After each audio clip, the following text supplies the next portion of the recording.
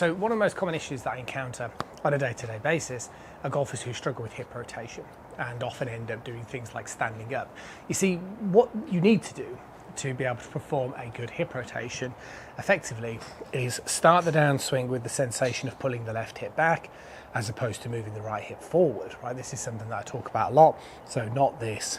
But then the second thing that you need to do is just rotate. And you also need to rotate pretty quick. You see, what happens is when you trigger a rotation of the lower body, this is known as a separation.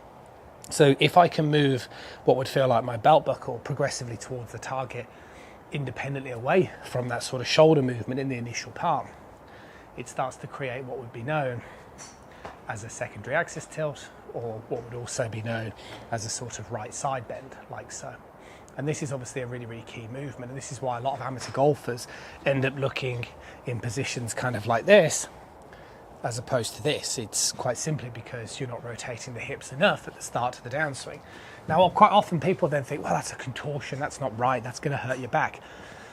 You do it to your own level, but a great example of it would be to do a rope swing. So most amateurs would do this.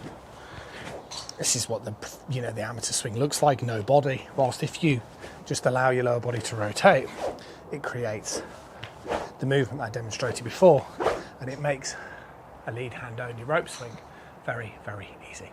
See you soon.